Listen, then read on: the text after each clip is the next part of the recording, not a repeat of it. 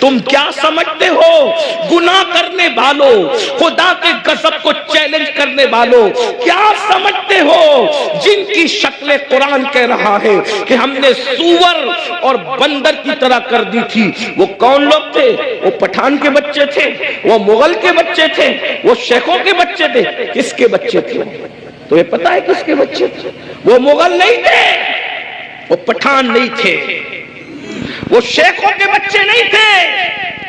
جن کی صورت اللہ نے سور اور بندروں کی طرح کی وہ انبیاء کی اولاد میں سے تھے۔ اللہ قرآن اٹھا باضابطہ ان کا نسب پہلے بیان کیا۔ بے شک وہ بنی اسرائیل تھے، اور بنی اسرائیل کون ہے؟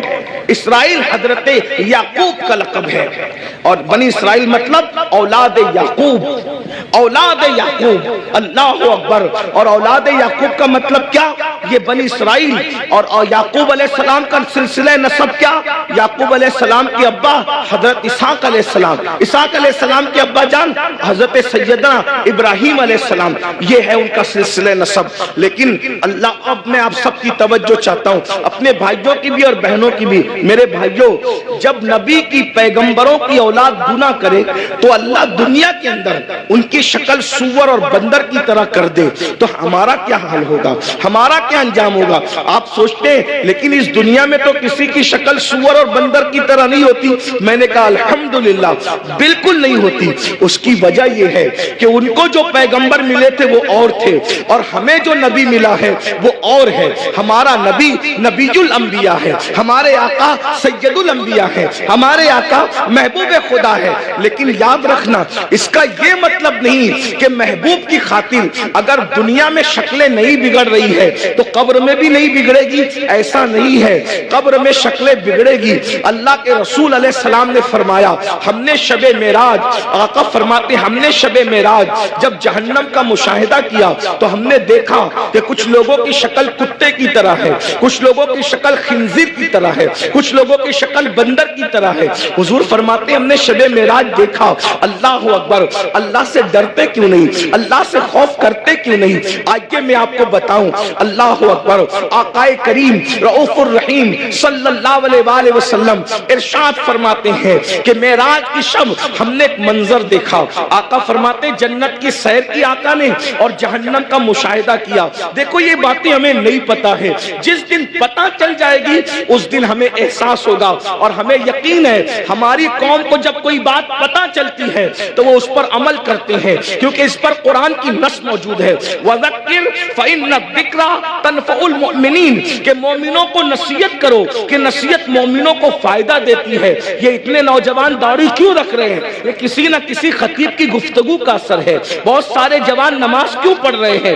اللہ اکبر، بہت سارے علاقوں میں ہم لوگ گئے نہیں، بہت سارے دوسرے خطبہ نہیں گئے، لیکن کسی نے کہا ہمارے امام صاحب نے نماز پہ تقریر کی، ہم نمازی بن گئے، داڑھی پہ تقریر کی، ہم داڑھی رکھیں۔ تو پتہ چلا یہ جلسے بالکل بھی لایانی نہیں ہے، غیر ضروری نہیں ہے۔ مومنین کو نصیحت فائدہ دیتی ہے، بس ناصح کی نیت صحیح ہونی چاہیے، اور سننے والوں کو بھی صحیح طور پر سننے کا شوق ہونا چاہیے۔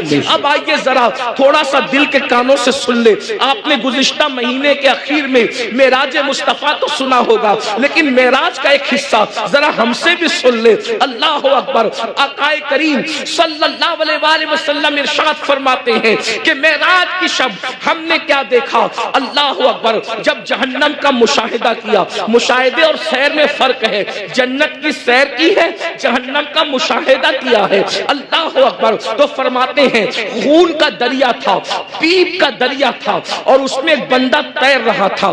خون اور پیپ کے کھولتے ہوئے دریا کے اندر کوئی تیر رہا ہو، تھوڑا توجہ کیجئے گا میرے پیارے آقا علیہ الصلوۃ والتسلیم کے پیارے دیوانوں، ذرا غور کیجئے گا۔ اگر اپنے آپ سے محبت ہے اور اپنے نبی کی باتوں پر یقین ہے تو یہ باتیں میری نہیں ہے، نبی کی ہے، یہ باتیں مصطفیٰ جان رحمت صلی اللہ علیہ وآلہ وسلم کی ہے۔ ذرا غور کرو، ماں اور بہنوں کی بھی توجہ چاہتا ہوں، یاد رکھنا کسی کی بھی بات میں شک شک کرو گے تو کوئی نقصان نہیں ہوگا، لیکن اپنے نبی کی بات میں شک کرو گے تو ایمان بھی ہاتھ سے جا سکتا ہے۔ یہ تمہارے اور میرے نبی نے فرمایا۔ شب معراج جہنم کا مشاہدہ ہو رہا ہے، خون کا دریا ہے، پیپ کا دریا ہے، اور وہ کھولتا کھولتا خون ہے، کھولتا کھولتا پیپ ہے، اس میں ایک بندہ ڈبکیاں لے رہا ہے، ایک بندہ تیر رہا ہے۔ جیسے ہی وہ منہ باہر نکالتا ہے، جیسے ہی وہ سر باہر نکالتا ہے، اس کے منہ میں پتھر ڈالے جاتے ہیں، جہنم کی آگ کے بنے ہوئے پتھر اس کے منہ میں ڈالے جاتے ہیں، اور اس کا منہ پھر اسی دریا میں ڈوب جاتا ہے۔ اس پر یہ عذاب ہو رہا تھا، رحمت للعالمین سے دیکھا نہ گیا۔ حضور تڑپ گئے، حضور بے چین ہو گئے، حضور بے قرار ہو گئے، اور پوچھنے لگے جبریل یہ کون لوگ ہیں کہ خون اور پیپ کے دریا میں ڈبکیاں لیتے ہیں، اور جب منہ باہر نکالتے ہیں تو پتھر، وہ بھی جہنم کی آگ کے پتھر، ان کے منہ میں ڈال کر ان کو ڈبا دیا جاتا ہے۔ یہ دردناک عذاب کیوں ہو رہا ہے؟ تو جبریل امین نے عرض کیا یا رسول اللہ، یہ آپ کی امت کے وہ لوگ ہیں جو دنیا میں سود کھایا کرتے تھے، یہ سود کا کاروبار کیا کرتے تھے، یہ سود کا دھندا کیا کرتے تھے۔ میں آپ سے پوچھنا چاہتا ہوں، دنیا ہی سب کچھ ہے، بولو اگر کسی سچے مسلمان کو یہ پتا چلے کہ سود کھانے کا انجام کیا ہے، وہ پیپ کا دریا، وہ خون کا دریا۔ اور خون کا دریا کیوں ہے؟ میں نے غور کیا کہ سود خوروں کے لیے پیپ اور خون کا دریا کیوں ہے، تو بہت سوچنے کے بعد مجھے یہ سمجھ میں آیا کہ سود خور لوگ قوم کا خون چوستے ہیں، قوم کا خون چوستے ہیں، ان کی غربت کا فائدہ اٹھاتے ہیں، ان کی مجبوریوں کا فائدہ اٹھاتے ہیں۔ اس لیے دیکھو قدرت نے ان کو خون اور پیپ کے دریا کی سزا دی ہے۔ اب میں آپ سے پوچھنا چاہتا ہوں، اے سود کا دھندا کر کے، اے بیاج کا دھندا کر کے، اے انٹرسٹ کا دھندا کر کے مالدار بننے والوں، ذرا غور کیجئے، کتنا بھی مال کما لوگے، تھوڑا دھیان دینا میری بات پر، کتنا بھی بڑا محل ہو، تاج محل کی طرح بھی محل بنا لو، جب آخری میں ڈاکٹر کہے گا نا کہ یہ بہت بیمار ہے، اس کے بچنے کی امید نہیں ہے، تو آپ کے بچے، ہمارے بچے کیا کریں گے؟ آپ ہو یا ہم ہو، کوئی ہو، بولو بچے کیا کریں گے؟ اٹھا کے سیدھا ہاسپٹل میں داخل کر دیں گے۔ بتاؤ جس مال کو اللہ کی نافرمانی کر کے کمایا تھا، کروڑوں روپے کا محل بنایا تھا حرام مال سے یا حلال سے بھی بنایا تھا، لیکن آخری سانسیں کہاں لے رہے ہو؟ آخری سانسیں کہاں لے رہے ہو؟ ہاسپٹل کی چار دیواری میں۔ یہی ہے نا تمہاری دنیا، جس دنیا کی خاطر اللہ کو ناراض کیا، جس دنیا کی خاطر خدا کو ناراض کیا، آخری اینڈ کیا ہے؟ آخری انجام کیا ہے؟ دنیا کے 80% لوگ ہاسپٹل میں آخری سانس لیتے ہیں، اور اکثر لوگ تو آئی سی یو میں آخری سانس لیتے ہیں۔ ہائے ہائے، قدرت کا امتحان تو دیکھو، قدرت کی سزا تو دیکھو۔ یاد رکھنا، بہت کم وہ خوش نصیب ہے جو اللہ اکبر سجدوں میں جاتے ہیں، خدا کے حرم میں جاتے ہیں، تلاوت کرتے کرتے جاتے ہیں۔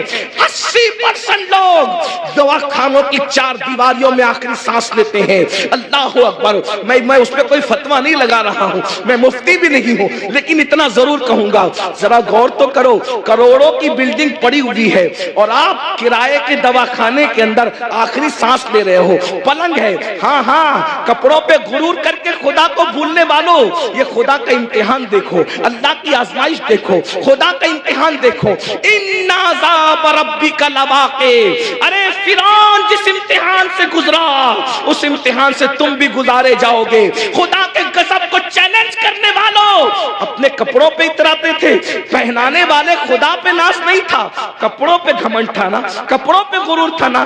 کیا ہوتا ہے؟ 50,000 کا میرا ڈریس ہے، 25,000 کے اچھے کپڑے پہنو، اسلام منع نہیں کرتا، لیکن آخری میں کیا ہے؟ سارے اچھے کپڑے اتار کے گھر رکھ دیے گئے اور ہاسپٹل کے کپڑے تمہیں پہنائے گئے۔ یہ مرنے سے پہلے خدا کا امتحان ہے۔ کس دنیا سے منہ لگا رہے ہو؟ کس دنیا سے دل لگا رہے ہو؟ کس دنیا کے چکر میں اللہ کو بھولے ہو؟ کس دنیا کے چکر میں شریعت کو پیٹ کے پیچھے ڈالے ہو؟ کس دنیا کے چکر میں دین کو پیٹ کے پیچھے ڈالے ہو؟ مسلمانوں، اگر تمہیں یہ علم ہو جائے کہ دنیا کی اوقات کیا ہے تو تم کبھی دنیا کو منہ نہ لگاؤ، دنیا سے دل نہ لگاؤ۔ اللہ کے رسول علیہ السلام نے ایک مرتبہ دریا کے اندر اپنی انگلی ڈبوئی اور دریا میں انگلی ڈبو کر کے باہر نکالا، اور باہر نکال کر کے فرمایا یہ میری انگلی میں جتنا پانی آیا وہ دنیا ہے، اور یہ جو سارا پانی ہے وہ آخرت ہے۔ اب بتائیں قطرے کو لے کر کے سمندر کو چھوڑنے والے نادانوں، دراصل علم نہیں ہے۔ اگر ہمیں علم ہوتا تو پتہ چلتا وَالْآخِرَةُ خَيْرٌ وَأَبْقَىٰ، آخرت بہتر بھی ہے، آخرت باقی رہنے والی بھی ہے، دنیا باقی رہنے والی ہے ہی نہیں۔ اور دنیا تو کہتے اسے ہیں جو ادنا کی بھی تصغیر ہے، جو ادنا سے بھی گری ہوئی کو دنیا کہتے ہیں۔ ادنا کا مطلب سمجھتے ہیں نا؟ ادنا کا مطلب چھوٹا، اور دنیا دنیا اور اس سے بھی گری ہوئی، جس کا نام ہی دنیا ہو حقیر۔ لیکن یہ پتا ہم سمجھتے دنیا کوئی بڑی چیز ہے، ارے نادان دنیا کہتے ہی حقیر کو ہے، ایسی حقیر کہ اس سے زیادہ کوئی حقیر نہ ہو، جیسے بہتر بہتر بہترین، فضل افضل، درجات بڑھتے ہیں نا، جب تفضیل کے ساتھ بات ہوتی ہے تو پھر درجات بڑھتے ہیں، ایسے جب تصغیر کے ساتھ بات ہوتی ہے تو پھر درجات گھٹتے ہیں نا۔ تو دنیا تصغیر ہے، کیا یہ اتنی حقیر ہے کہ اس سے بڑھ کر کوئی حقیر نہیں، لیکن ہمارے پاس یہ بھی علم نہیں ہے، دنیا دنیا بھی کہتے ہیں اور اس پر قربان بھی ہوتے ہیں، پتہ ہی نہیں ہے کہ حقیر پہ قربان نہیں ہوا جاتا۔ ارے جب فقیر پہ قربان نہیں ہوتے تو حقیر پہ کیسے قربان ہوتے ہیں؟ اگر قربان ہونا ہے تو اس پر قربان ہو جاؤ جس نے دنیا بھی پیدا کیا، آخرت بھی پیدا کیا۔ یزید دنیا پہ قربان ہوا، ختم کر دیا گیا، حسین دین پہ قربان ہوئے، آج حسین پاک کا ذکر بھی باقی ہے، ان کی نسل بھی باقی ہے۔ نعرہ تکبیر، دنیا کی خاطر، یا رسول اللہ، دنیا کی خاطر، یا رسول اللہ، یا علی، یا علی زندہ باد، دنیا کی خاطر اس ماشاءاللہ، نے دین کو پیٹ کے پیچھے ڈالا، اس کی نسل بھی مٹی، اس کی قبر بھی مٹی، اس کا دربار بھی مٹا، اس کا نام بھی مٹا۔ یہ تو ہم حسینیوں کا احسان ہے کہ بطور مذمت اس کا نام لے لیتے ہیں تو کہیں کہیں وہ یاد آ جاتا ہے۔ اگر ہم بطور مذمت جیسے شیطان کا نام آتا ہے اعوذ باللہ من الشیطان الرجیم کے طور پہ، اللہ اکبر، اگر اس طریقے سے اس لعنتی کا نام نہ لے تو کبھی لوگ اس کو یاد بھی نہ کریں۔ یہ تو ہم حسینیوں کا احسان ہے کہ مذمت کے اعتبار سے کہیں نہ کہیں وہ یاد آتا ہے۔ یہ ہے دنیا، اب اسی دنیا میں غرق ہو رہے ہو، اسی دنیا میں ڈوب رہے ہو۔ تو آقا ارشاد فرماتے ہیں ہم اور آگے بڑھے، توجہ فرمائیں، آپ توجہ تو بہت اچھی کر رہے ہیں ماشاءاللہ، لیکن مزید غور کریں۔ آقا فرماتے ہیں ہم اور آگے بڑھے تو ہم نے کیا دیکھا؟ کچھ مرد اور عورتیں ہیں جن کی چمڑیاں آگ کی کینچی سے کاٹی جا رہی ہے۔ بس میں بات طویل نہیں کروں گا اور ختم بھی کر دوں گا وقت پہ، کیونکہ ہم 1 گھنٹہ لیٹ چل رہے ہیں اور مجھے دوسرے پروگرام کی طرف، رات کے پروگرام کی طرف جانا بھی ہے۔ لیکن غور سے سن لیں، معراج کا یہ بھی حصہ ہے۔ فرمایا کیونکہ معراج میں حضور اللہ فرماتا ہے لِنُرِيَهُ مِنْ آیَاتِنَا، ہم نے ان کو اس لیے سیر کرائی مسجد حرام سے مسجد اقصی تک تاکہ ہم ان کو اپنی نشانیاں دکھائیں۔ یہ نبی کا دیکھنا ہے، نبی کا دیکھنا ہے۔ جہنم میں لوگ بعد میں جائیں گے، نبی پہلے دیکھ رہے ہیں۔ جہنم میں لوگ بعد میں جائیں گے، نبی پاک پہلے دیکھ رہے ہیں۔ توجہ کریں، یہ نبی کا دیکھنا ہے، یہ نبی کے دیکھنے کی شان ہے۔ پھر بھی کچھ لوگ کہتے ہیں کہ نبی کو غیب کی خبر نہیں۔ میں نے کہا نادان، اگر یہ غیب نہیں ہے تو پھر غیب کسے کہتے ہیں؟ حضور دیکھ رہے ہیں، جہنم میں جانے سے پہلے جہنمیوں کو اللہ دکھا رہا ہے۔ فرماتے ہیں ہم نے دیکھا کہ جہنم کے اندر کچھ لوگوں کی چمڑیاں آگ کی کینچی سے کاٹی جا رہی، آگ کی کینچی سے، اور وہ چیخ پکار رہے ہیں اور ان کی چیخ سنی نہیں جاتی۔ کیسے سنی جا سکتی تھی؟ رحمت للعالمین ہے۔ حضور فرماتے ہیں جہنم کی آگ کی کینچیوں سے چمڑیاں کٹ رہی تھی۔ اس پہ ذرا دھیان دینا، دنیا کی آگ نہیں اور دنیا کی کینچیاں بھی نہیں، جہنم کی آگ، جہنم کی کینچی اور چمڑیاں کٹ رہی، وہ چلا رہے ہیں۔ میں نے پوچھا جبریل یہ کون لوگ ہیں؟ اس میں مرد اور عورتیں ایک ساتھ تھے، وہ ننگے تھے، مرد اور ایک ساتھ تھے، ننگے تھے، ان کی چمڑیاں کٹ رہی تھی آگ کی کینچی سے اور چلا رہے تھے۔ پوچھا جبریل یہ کون ہے؟ جبریل امین نے کہا یا رسول اللہ صلی اللہ علیہ وآلہ وسلم، یہ آپ کی امت کے وہ لڑکے اور لڑکیاں ہیں، وہ مرد اور عورتیں ہیں جو سج دھج کر گھروں سے اس لیے نکلتے تھے، لڑکے اس لیے سج کے نکلتے تھے کہ ان کو لڑکیاں دیکھیں، اور لڑکیاں اس لیے سج دھج کے نکلتی تھی کہ ان کو لڑکے دیکھیں، اور ایک دوسرے کے فتنے میں بدکاری میں مبتلا ہو جائیں تو یہ ان کو آگ کی کینچی سے آج کاٹا جائے۔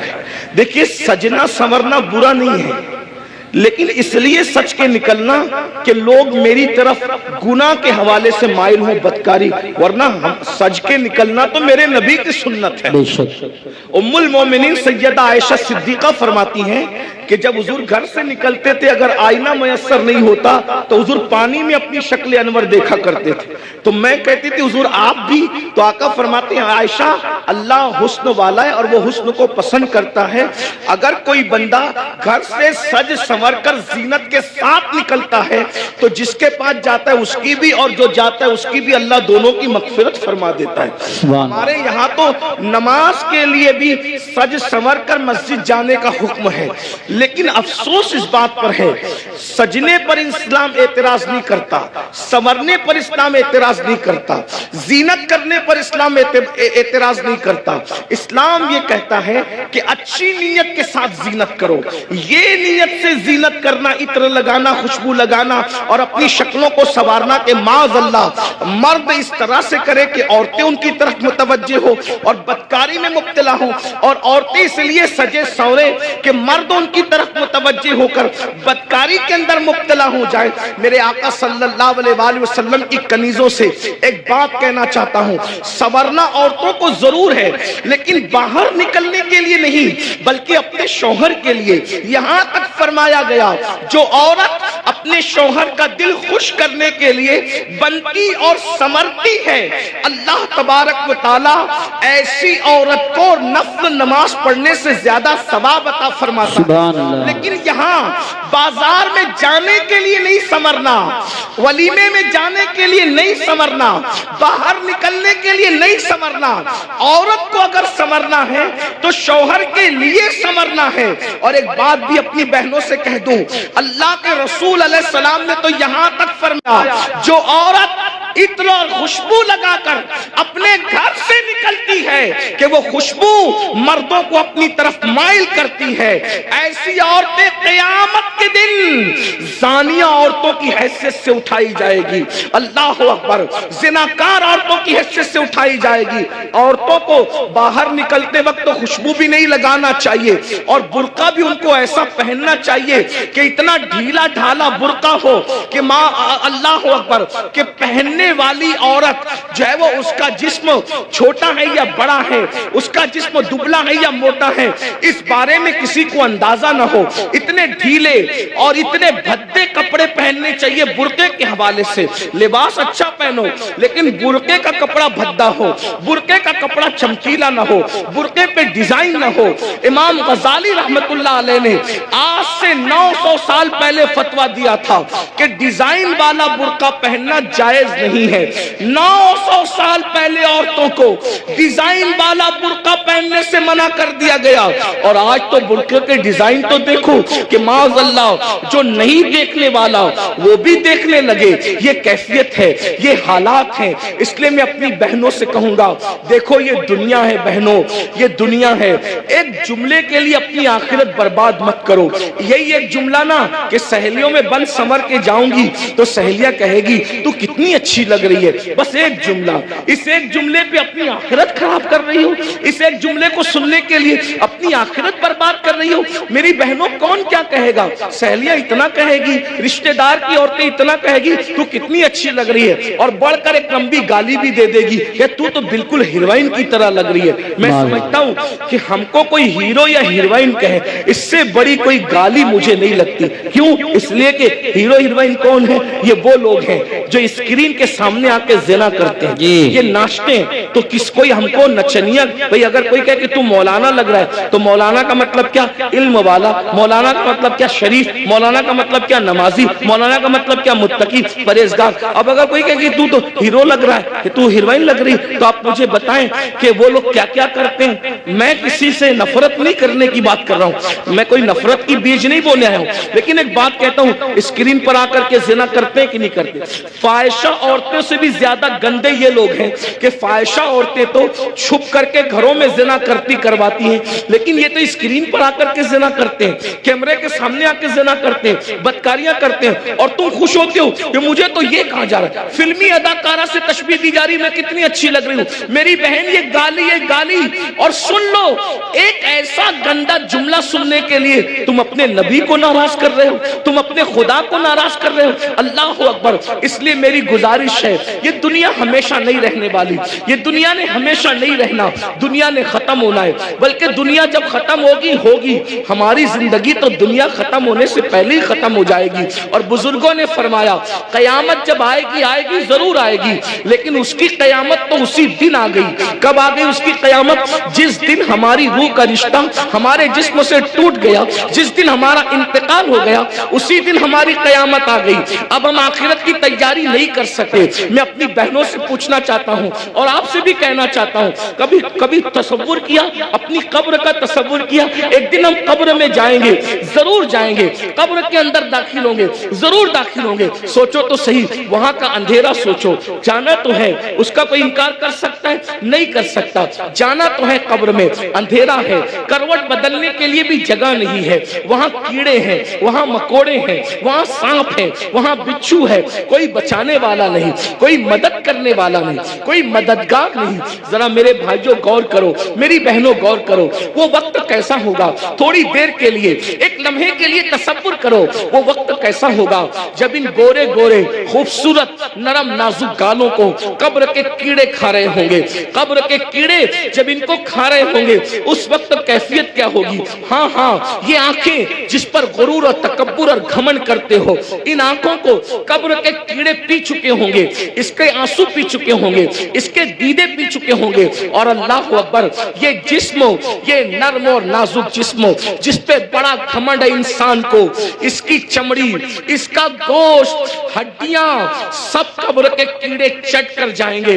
उस वक्त हमारा क्या बनेगा? इसलिए मेरे भाइयों, मेरी बहनों, अल्लाह से डरो, इन सब चीजों की मालूमात हासिल करो कि अल्लाह का अजाब क्या है, अल्लाह की अजाब की शक्लें क्या है। और आज मैं तो ये कहता हूँ, कब्र में जो अजाब होगा वो तो होगा, कब्र में जो सजा मिलेगी वो तो मिलेगी, जहन्नम में जो मिलेगी वो तो मिलेगी, लेकिन दुनिया में सजा अल्लाह दे रहा है। आज दुनिया के 90% लोग जो है बेचैन है, बेकरार है, मुस्तरिब है, वो लोगों को सुकून नहीं है। सब कहते हैं हजरत सुकून नहीं है, कोई कहता है अल्लाह हजरत सब कुछ है, सुकून नहीं है, कोई कहता है बेटी को रिश्ता नहीं है, कोई कहता है औलाद नहीं है, जिसको औलाद है फरमा बरदार नहीं है, फरमा बरदार है उनको नौकरियां नहीं है, घर में रोजी रोटी का मसला है। हर मुसलमान नहीं बल्कि हर इंसान किसी न किसी मसले में उलझा हुआ है। ये मसले क्या है?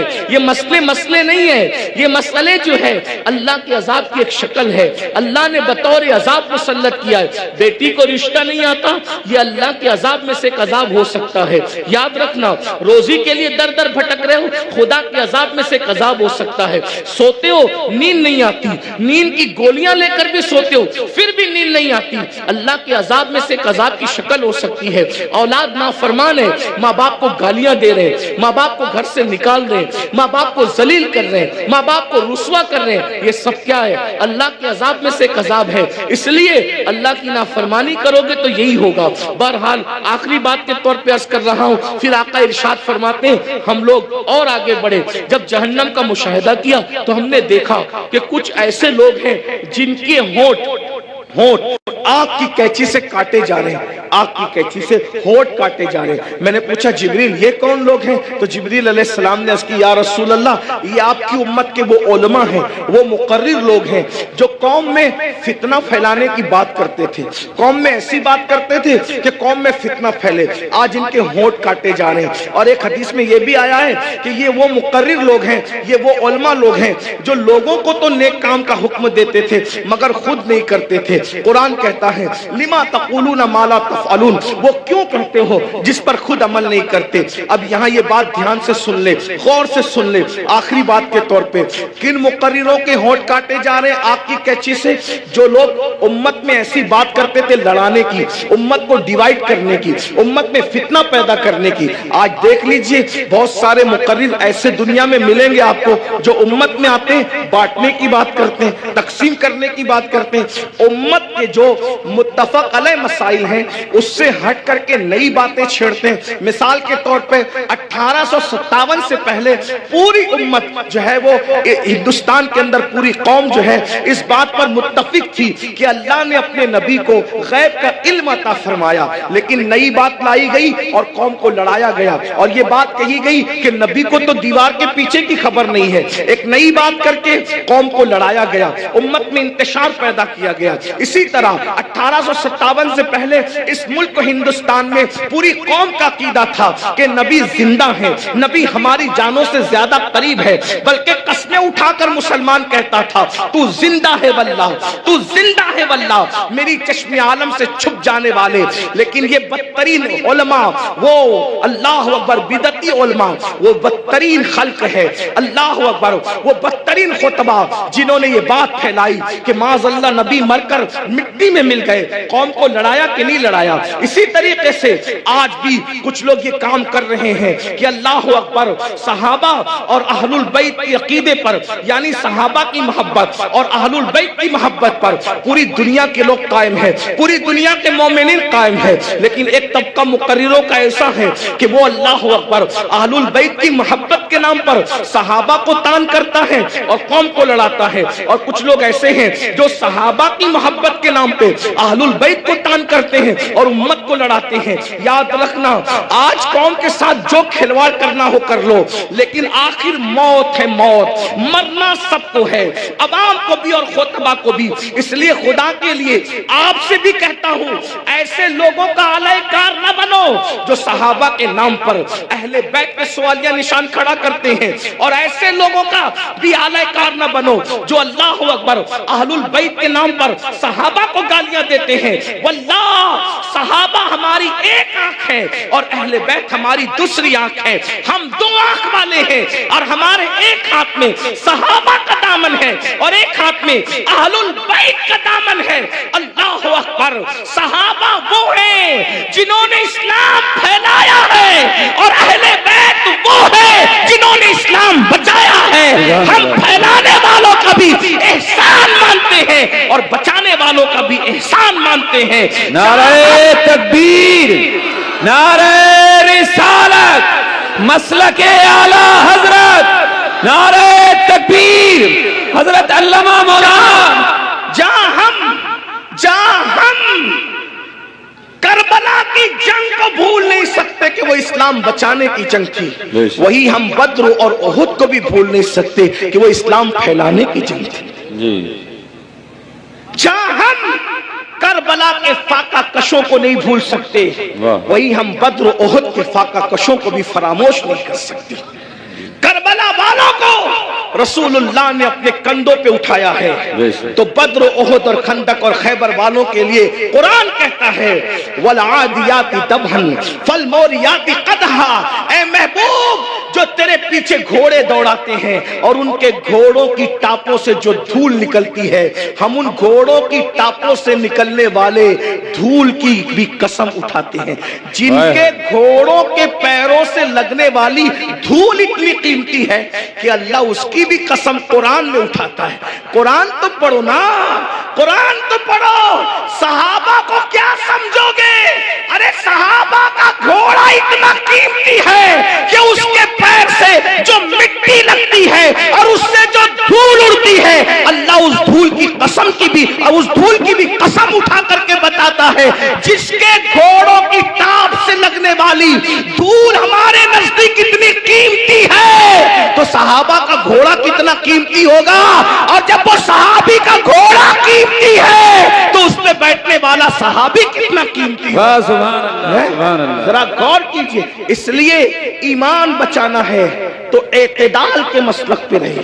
اور یہ فکر اعتدال 14ویں صدی میں جن علماء نے دی ہے اس کے سردار کو امام اہل سنت کہتے ہیں. اور وہ اہل سنت کا امام کہتا ہے اہل سنت کا ہے بیڑا پار، اصحاب حضور نجم ہے اور ناؤ ہے، اطرت رسول اللہ کی. تو وہ خطبہ جو فتنہ پھیلاتے ہیں وہ یہ بھی کہتے ہیں بھئی مزار پہ کیوں جاتے ہو؟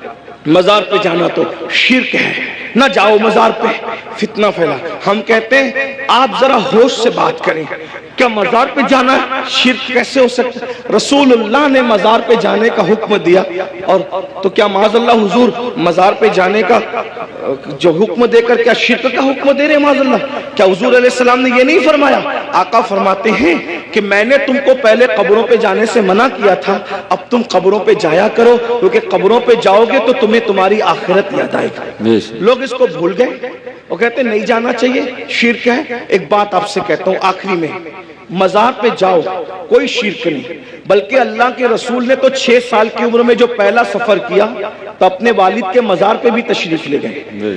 اور بخاری مسلم آپ اٹھا کر کے دیکھیں، سیاستہ اٹھا کے دیکھیں کہ حضور علیہ السلام شہداء احد کے مزارات پہ خود تشریف لے جاتے تھے. شہداء احد کے مزارات پر اللہ کے رسول خود تشریف لے جاتے تھے. سید الشہداء امیر حمزہ کے مزار پر سیدہ فاطمہ الزہرا خود تشریف لے جاتی تھی. غور فرمائیں، آپ غور کیجئے، مزار پہ جانا شرک نہیں ہے. لیکن ایک بات آپ سے سنیوں سے کہنا ہے، میرے بھائیوں سے، مزار پہ ضرور جاؤ لیکن سنت کے مطابق جاؤ. آج ہماری سنی قوم اپنے مسلک کو خود بدنام کرتے ہیں. وہاں جا کر کچھ لوگ علم نہ ہونے کی وجہ سے سجدہ کرتے ہیں. ہمارے مذہب میں، اسلام میں سجدہ کرنا اللہ کے سوا کسی کو جائز نہیں. آپ غلطی کرتے ہو. دیکھو اگر کوئی مسلمان شراب پیتا ہے تو کیا اس کا الزام اسلام پر آئے گا؟ بولو بھائی، بتائیے صحیح کہہ رہا ہوں غلط کہہ رہا ہوں؟ اگر مسلمان شراب پیے تو کیا اس کا الزام اسلام پر آئے گا؟ بولے نہیں آئے گا، کیونکہ اسلام نے شراب حرام کیا ہے. اب کوئی شراب پی رہا ہے تو یہ اس کی اپنی نادانی ہے، اسلام کا اس میں کوئی قصور نہیں ہے. تو اگر معاذ اللہ کوئی جاہل ان پڑھ قبر پہ جا کے سجدہ کر رہا ہے تو اہل سنت اس کی تائید کبھی نہیں کرتے. ہمارے امام سیدی اعلیٰ حضرت نے تو پوری کتاب لکھی، الزبدۃ الزکیہ، سجدے تعظیمی کی حرمت پر آپ نے پوری کتاب لکھی. تو غیر اللہ کو سجدہ تعظیمی حرام ہے، اور معاذ اللہ اگر عبادت کی نیت سے کرے تو شرک ہے. یہ ہم اہل سنت کا مسلک ہے. سجدہ کرنے کے بارے میں ہم سنیوں کو لوگ بدنام کرتے ہیں، جھوٹ بولتے ہیں، تجاؤل عارفانہ سے کام لیتے ہیں کہ ہم تائید کرتے ہیں. ہمارے کسی سنی ذمہ دار عالم نے کبھی قبر پر سجدہ کرنے کی اجازت نہیں دی، اس کی تائید نہیں کی. بھائی اگر ہم قبروں کو سجدہ کرتے تو پھر ہم مسجدیں کیوں بناتے؟ ہم اتنی محنت کر کے چندے کر کے مسجدیں کیوں بناتے؟ بھائی جو قبروں کو سجدہ کرے گا اس کی مسجد کیسے ہوگی؟ ہماری مسجدیں ہیں. اور آج بھی اتنی گنڈا گردی لوگوں نے کی ہمارے ساتھ، آج بھی پورے ملک ہندوستان میں نہیں بلکہ پوری دنیا میں سب سے زیادہ اگر کسی کی مسجدیں ہیں تو وہ صرف اور صرف ہم اہل سنت و جماعت کی مسجد. بے شک سبحان اللہ. اتنی مسجدوں پر قبضہ کیا، ناجائز قبضہ کیا، چھینا، پھر بھی سب سے زیادہ مسجدیں ہماری ہیں.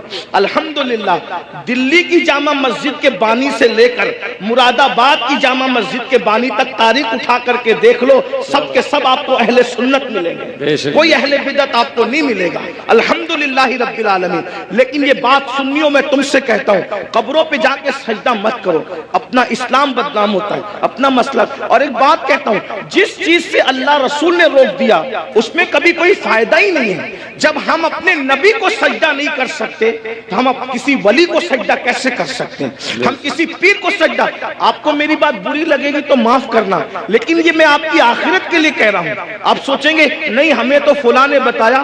ایک بات میں آپ سے کہہ دوں، آپ کس کے مرید ہیں؟ آپ کہیں گے میں قادری سلسلے میں مرید ہوں، کوئی آپ کہیں گے میں چشتی سلسلے میں مرید ہوں، کوئی کہے گا میں نقشبندی سلسلے میں مرید ہوں، کوئی کہے گا میں سہروردی سلسلے میں مرید ہوں، کوئی کہے گا میں مداری سلسلے میں مرید ہوں، کوئی کہے گا میں وارسی سلسلے میں مرید ہوں، کوئی کچھ. سب سلسلے جو حق ہے، جتنے بھی سلسلے حق ہیں سب سلسلے ہمارے سر اور آنکھوں پر ہیں، لیکن یہ علماء کی موجودگی میں ایک بات میں آپ سے کہوں ذمہ داری کے ساتھ، یاد رکھیے کسی بھی سلسلے سے مرید ہونا اس وقت تک کام نہیں آئے گا جب تک کہ تم پہلے شریعت کے مرید نہ بنو۔ بے شک، پہلے شریعت کے مرید بنو پھر قادری ہونا کام آئے گا۔ جی جی، پہلے شریعت کے مرید بنو پھر چشتی ہونا کام آئے گا۔ پہلے شریعت کے مرید بنو پھر نقشبندی ہونا کام آئے گا۔ پہلے شریعت کے مرید بنو پھر سہروردی ہونا کام آئے گا۔ اگر شریعت کے مرید نہیں بنے تو نہ غوث پاک بنا دیں گے، نہ غریب نواز بنا دیں گے، نہ شاہ نقشبند بنا دیں گے، نہ شاہ سہرورد بنا دیں گے، لٹکتے رہ جاؤ گے، برباد ہو جاؤ گے، کیونکہ یہ سارے بزرگوں نے شریعت کے لیے ہی اتنی بڑی بڑی قربانیاں دی۔ اگر غوث پاک گیلان چھوڑ کر بغداد آئے تو صرف تحفظ شریعت کے لیے آئے۔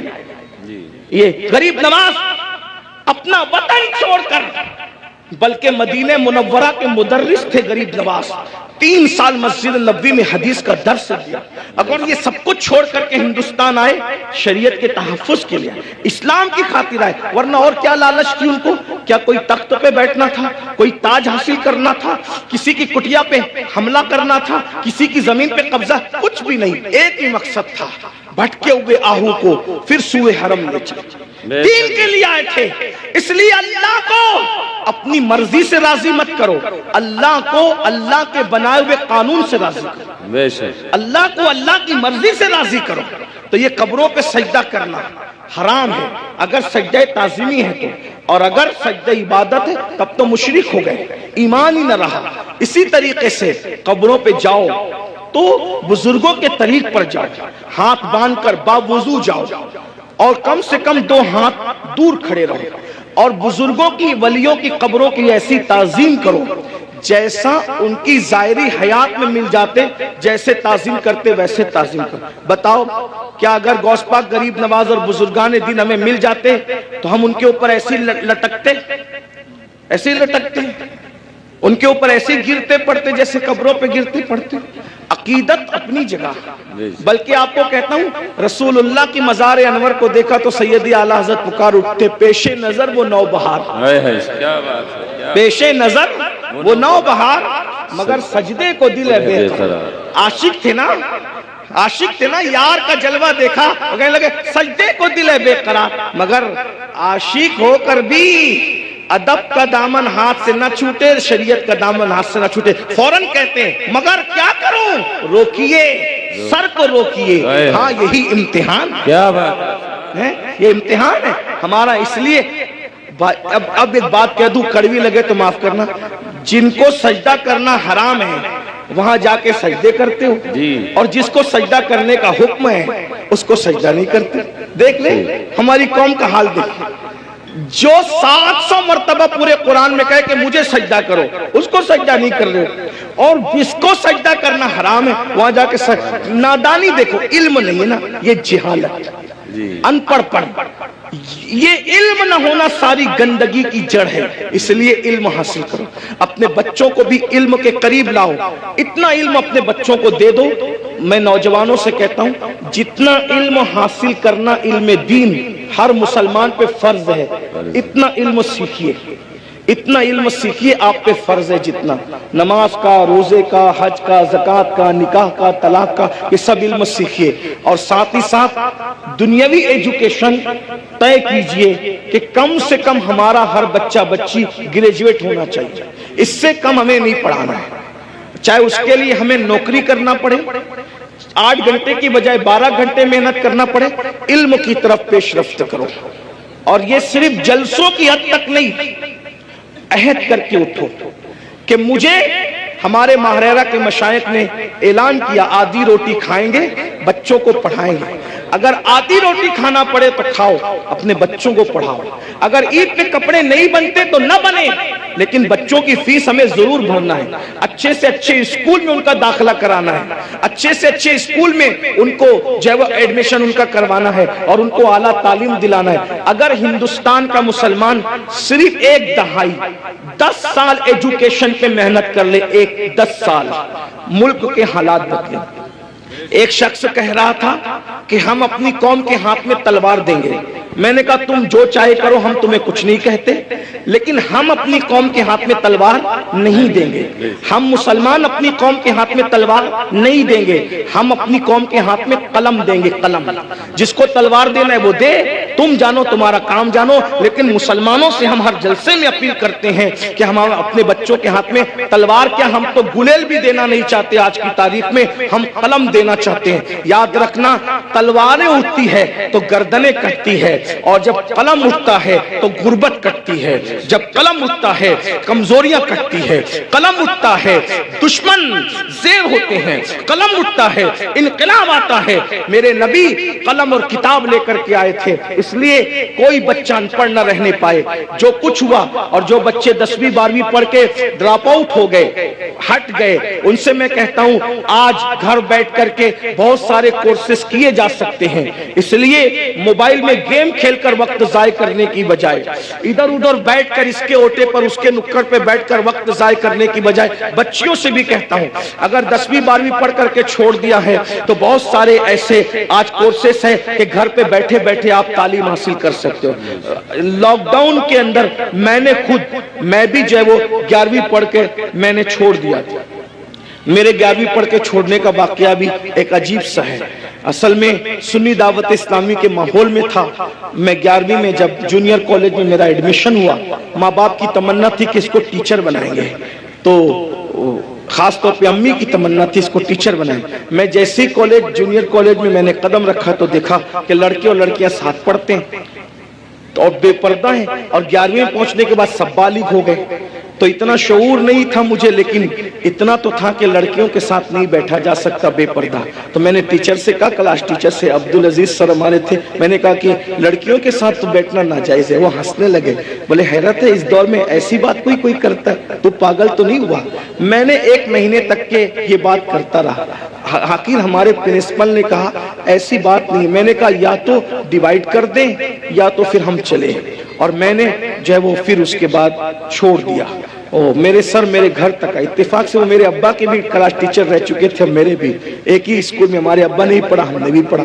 تو وہاں پر وہ آئے, کہا کہ ابا, وہ کہا کہ تیرے بیٹے کو سمجھا کہ یہ پاگل تو نہیں ہوا ہے. میں نے کہا کچھ بھی ہو میں نے نہیں پڑھنا, شریعت نے منع کیا. حالانکہ آپ ایسا نہیں کرنا, علماء سے آپ پوچھنا, علماء آپ کو بتائیں گے حالات کے تحت معاملات ہوتے ہیں. لیکن اس وقت ماحول ایسا تھا ہمارا سنی دعوت اسلامی کا ماحول, تقوی کا, پرہیزگاری کا. اب تو ہم متقی نہیں ہیں, وہ پرہیزگاریاں ہی نہیں ہیں, لیکن بہرحال تو وہ ماحول تھا تو ہم نہیں گئے پھر. لیکن میرے عزیز ساتھی, میرے بڑے بھائی کی طرح, وہ بھی ایک اسکول کے پرنسپل ہے اور ہماری سنی دعوت اسلامی کے رکن شورا ہیں, قاری رضوان خان صاحب. اس نے کہا کہ پڑھ لے بھائی ورنہ ایسے ہی رہ جائے گا. میں نے کہا اگر میں اچھی نیت سے اللہ کی شریعت کے لیے چھوڑ رہا ہوں تو اللہ اس کا صلہ مجھے دے گا.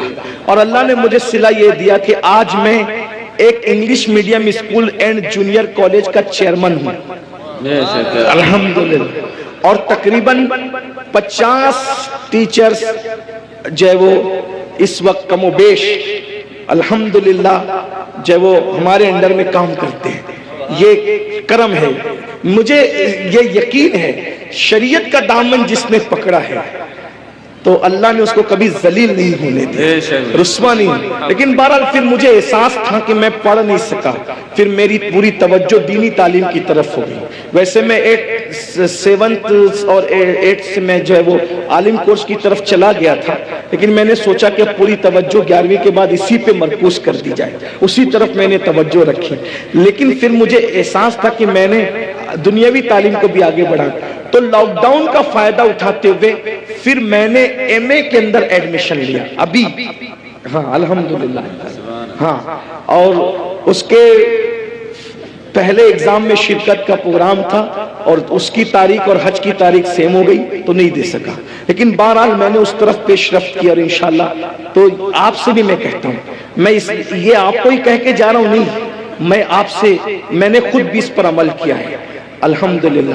اور میں انشاءاللہ تعالیٰ اس کی کوشش کروں گا کہ 1 سال میں اس کی تکمیل کروں جو رہ گیا ہے. اتنے سارے جو جرائم ہے, بے نمازی پن لے لیں, بدکاری لے لیں, اسی طریقے سے دین سے دوری لے لیں، ماں باپ کی نافرمانی لے لیں، بے پردگی لے لیں خواتین کے اندر، اسی طرح عورتوں کا گھروں کو چھوڑ کر کے بیوٹی پارلروں تک جانا، عورتوں کا میک اپ کے نام پر غیروں کے سامنے بیٹھ کر اپنے ہاتھوں کی ہتھیلیاں ان کے زانوؤں پہ رکھ کر کے مہندی لگانا، یہ سارے جرائم کی اصل جڑ کیا ہے؟ تو مجھے جو سب کچھ سمجھ میں آتا ہے مختصر میں وہ یہ کہ ہماری قوم کے پاس جو علم ہونا چاہیے، جو ایجوکیشن ہونا چاہیے، جو معلومات ہونی چاہیے، وہ ان کے پاس نہیں ہے۔ ہماری قوم بے راروی کا جو شکار ہے، اس کی سب سے بڑی وجہ یہ ہے کہ ان کے پاس علم نہیں ہے، ان کے پاس تعلیم نہیں ہے۔ یاد رکھیے ساری برائیوں کی جڑ علم کا نہ ہونا ہے، تعلیم کا نہ ہونا ہے۔ جب بھی کسی قوم کے پاس علم نہیں ہوتا تو وہ قوم بے راروی کا شکار ہوتی ہے۔ آپ خود دیکھیں، آئیے میں آپ کے سامنے علم کی برکت رکھنا چاہتا ہوں، بہت توجہ کے ساتھ آپ سنیں۔ اللہ کے رسول علیہ السلام جب زمین پہ تشریف نہیں لائے تھے تو اس وقت مکے ہی کی حالت صرف دیکھ لیں۔ ابھی میں پوری دنیا کی بات نہیں کرتا، ابھی پوری دنیا کا ذکر نہیں کرتا، صرف ایک شہر مکہ المکرمہ کا ذکر کرتا ہوں۔ ذرا غور کریں مکہ المکرمہ کون سا شہر ہے جسے قرآن کہتا ہے وَمَن دَخَلَهُ كَانَ آمِنًا، کہ جو اس میں داخل ہو گیا وہ امن میں آ گیا۔ امن والے شہر کو کتنی گنڈا گردی کا سامنا تھا، اللہ اکبر۔ جو شہر امن والا تھا، جو شہر حرم ہے، جہاں کی گھاس اکھاڑنے کی اجازت نہیں، جہاں کے جانوروں کو ستانے کی اجازت نہیں، جہاں جانور سائے میں بیٹھ جائے تو اس کو اٹھانے کی اجازت نہیں، جہاں جانور کو دھمکانے کی اجازت نہیں، جہاں جانوروں کے جنگلی جانوروں کے انڈوں کو توڑنے کی اجازت نہیں، اللہ اکبر۔ جہاں اللہ اکبر اہل احرام پر حرم میں شکار کرنے کی اجازت نہیں، ایسے حرم کے اندر لوگ اپنی بیٹیوں کو اپنے ہاتھ سے زندہ دفن کر رہے تھے۔ حدود حرم کے اندر، بالکل حرم کے سامنے۔ ایک تو حرم وہ ہے، ایک تو حرم وہ ہے جس کو اللہ و رسول نے حرم کے طور پر حدود مقرر کی ہے، لیکن ایک تو مسجد حرام ہے، یعنی حرم میں بھی جو بہت اعلیٰ درجہ رکھے اسے مسجد حرام کہتے ہیں۔ بالکل مسجد حرام کے سامنے اپنی بیٹیوں کو اپنے ہاتھوں سے زندہ دفن کر رہے تھے۔ اللہ اکبر۔ مائیں اپنے بچوں کو گود میں شراب پلا رہی تھی، جیسے آج بچے نہیں سوتے تو ماں نیند کی دوا پلاتی ہے، اس دور میں جب اللہ کے رسول تشریف نہ لائے تھے تو مائیں اپنی گود میں اپنے بچوں کو شراب پلایا کرتی تھی۔ زنا کا حال یہ تھا، اگر زنا کرنے کوئی عورت نہیں ملتی تو لوگ اپنی ماؤں کے ساتھ زنا کر لیا کرتے تھے۔ اتنی گندگی تھی کہ ایک ایک عورت کئی کئی مردوں کے ساتھ اپنا رشتہ اور تعلق رکھا کرتی تھی۔ اللہ اکبر۔ ذرا غور کریں اس گندے ماحول میں جبکہ جانوروں کے ساتھ بدکاری ہو رہی ہے، ماں کے ساتھ بدکاری ہو رہی ہے، ماں کی گود میں شراب پلائی جا رہی ہے، اللہ کے گھر پہ 360 بت رکھ دیے گئے ہیں، ننگے ہو کر کعبے کا طواف کرتے ہیں، عورتوں کو منحوس سمجھتے ہیں، بیواؤں کو منحوس سمجھتے ہیں، بیواؤں کے ساتھ بدسلوکی کرتے ہیں، کمزوروں پہ ظلم کرتے ہیں، کمزوروں کا مال کھا جاتے ہیں۔ جب اللہ کے رسول تشریف لائے، اللہ کے رسول علیہ السلام نے اتنا گندا ماحول دیکھا تو ماحول دیکھنے کے بعد حضور علیہ السلام نے ان کے سامنے نماز کی بات نہیں کی۔ ذرا میں توجہ چاہتا ہوں آپ سب کی، اہل منبر کی بھی توجہ چاہتا ہوں، ذرا غور کریں ماحول کتنا بگڑا ہوا تھا۔ حضور علیہ السلام نے پہلے دن نماز کی بات نہیں کی، پہلے دن روزے کی بات نہیں کی، پہلے دن حج کی بات نہیں کی، پہلے دن زکات کی بات نہیں کی، پہلے دن صدقے کی بات نہیں کی۔ اتنے گندے ماحول میں اللہ کے رسول جو سب سے پہلا حکم لے کر کے آئے وہ کیا تھا؟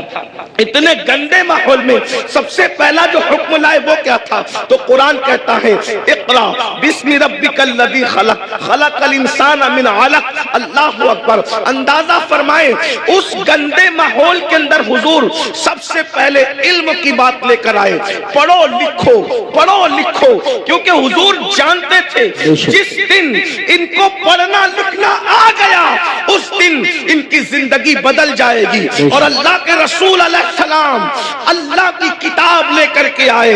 اللہ کے رسول ہمارے نبی کتاب لے کر آئے. ہمارے نبی صاحب کتاب نبی ہے, صاحب کتاب پیغمبر ہے, صاحب کتاب رسول ہے. اور کون سی کتاب لائے؟ اسے قرآن کہا جاتا ہے.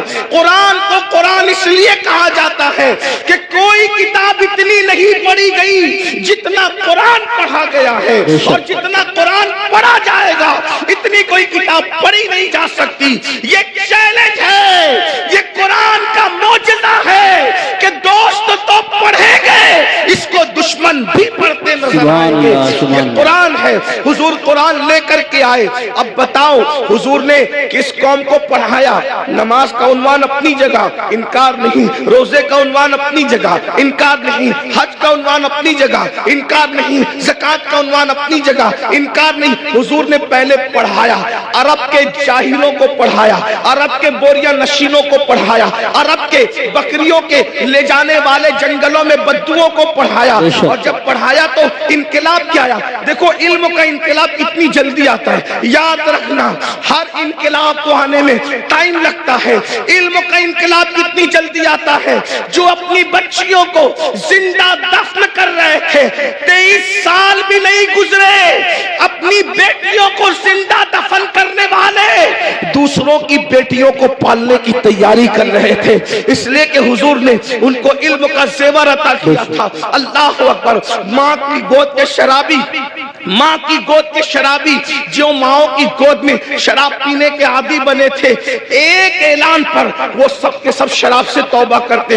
یہاں تو جلسوں میں کروڑوں تقریریں ہو جائیں, مقرر تقریر کرتے کرتے مر جائے, مقرر جو اس کی آواز بیٹھ جائے, مقرر کالی داڑھی سے اس کی داڑھی تقریر کرتے کرتے سفید ہو جائے, مقرر کی حالت بدل جائے, قوم کی حالت نہیں بدلتی. کیوں؟ وہاں ایک ہی اعلان میں پوری قوم نے شراب سے توبہ کی تھی. بس اتنا کہا تھا, اے لوگو آج سے شراب حرام ہو گئی, آج سے شراب حرام ہو گئی. جن کے منہ میں تھی انہوں نے اگل دی, منہ سے اگل دی. جن کے ہاتھ میں تھی انہوں نے انڈیل دی, جن کے مٹکوں میں تھی انہوں نے نالیوں میں بہا دی. مدینے کی گلیوں میں شراب بہ رہی تھی. ایک اعلان, وجہ حضور نے اس قوم کو پہلے ایجوکیٹ کیا تھا, علم عطا کیا تھا. انہیں پتا تھا اگر حرام کریں گے تو نقصان کیا ہوگا.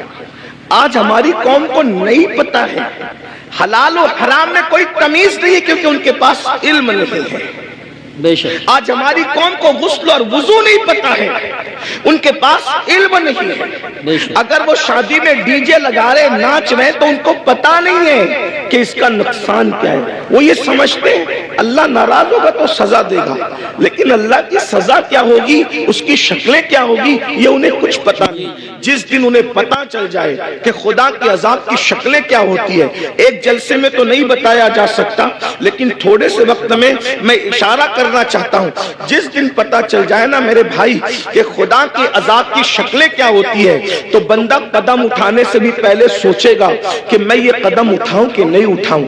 آج ہماری قوم کو بس اتنا پتا ہے, کلمہ پڑھ لیا ہم مسلمان ہو گئے, گوشت انڈا مچھلی کھاؤ اور ہم مسلمان ہیں, جمعہ 2 رکعت پڑھنے چلے جاؤ ہم مسلمان ہیں, عید میلاد النبی آئے تو جلوس میں شرکت کرو ہم مسلمان ہیں, محرم آئے تو محرم کی محفلیں سجا لو ہم مسلمان ہیں, اسی طریقے سے 11ویں آئے تو غوث پاک کی نیاز کر لو ہم مسلمان ہیں, چھٹی آئے تو اجمیر شریف والے سرکار کا ذکر کر لو ہم مسلمان ہیں, سفر کا مہینہ ہے تو ساری قوم مل کر کے بریلی شریف کے قریب رہتے ہیں اس سے اعلیٰ حضرت میں شریک ہو جائے ہم مسلمان ہیں. لیکن پتہ ہی نہیں ہے, تقاضا نہیں ہے کہ اسلام کیا کہہ رہا ہے, ہم سے کیا کہہ رہا ہے, اللہ ناراض ہوگا تو کیا کرے گا, کس طریقے کی کا عذاب دے گا, اس کے عذاب کی شکلیں کیا ہوگی. قرآن کہتا ہے ان عذاب ربک لواقع ما لہ من دافع, بے شک تیرے رب کا عذاب واقع ہو کر رہے گا. اور جب اللہ تجھے عذاب دینے کا فیصلہ کر لے تو اس وقت اللہ کے عذاب سے تجھے کوئی روک نہیں سکے گا. ان بطش ربک لشدید, تیرے رب کی پکڑ بڑی سخت